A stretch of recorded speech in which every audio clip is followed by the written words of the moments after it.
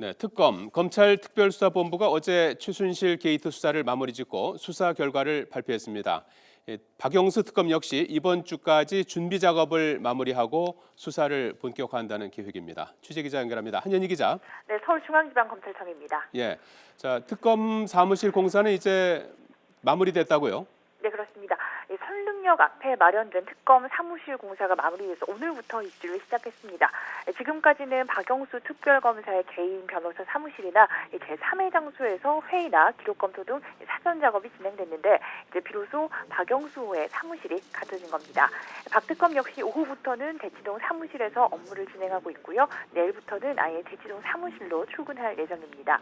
파견 검사 인사도 확정됐고 수사관 인사 역시 거의 마무리 단계라서 사실상 특검팀의 구성 작업은 거의 끝난 상황입니다. 특검팀은 검찰로부터 넘겨받은 자료 검토 작업에 박차를 가하고 있는데요. 수사해야 할 내용이 많고 자료가 워낙 방대해서 기록 검토에 시간이 소요되고 있습니다. 박영수 특검은 모든 역량을 집중해서 이번 주에는 기록 검토를 마친다는 계획인데요. 기록 검토가 끝났는 대로 관계자 소환 등 본격 수사를 진행한다는 계획입니다.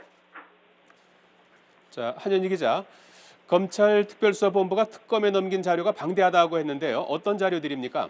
네, 지난 10월 4일 검찰이 수사에 착수한 이후 조사했던 인원만 412명입니다. 압수수색한 곳은 150개 장소고 계좌를 추적한 사람이 73명, 또 214명에 이르는 관련자 통화 내역을 분석했는데요. 그런 만큼 수사 기록이나 주요 증거가 되는 압수품의 수도 많을 수밖에 없습니다. 검찰은 일단 확보한 자료와 수사 기록 대부분을 특검에 넘겼는데요.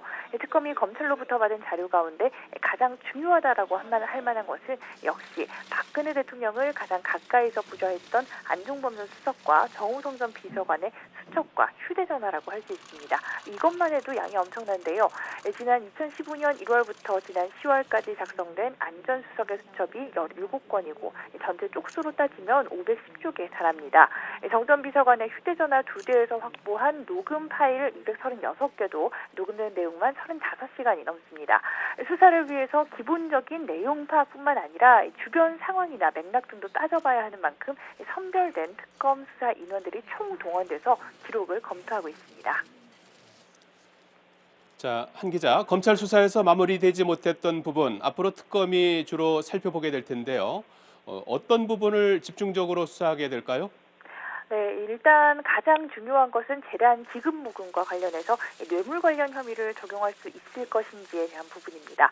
검찰이 고강도 조사를 진행했지만 관련자들에게 직권 남용이나 강요 혐의 정도만 적용됐는데요.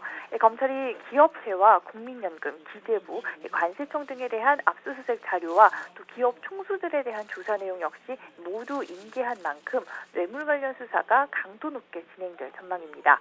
또 우병우 전 수석과 김기춘 전 비서실장의 직무유기 의혹 역시 본격적인 수사가 진행되지 않았던 만큼 특검에서 추가 수사가 진행됩니다.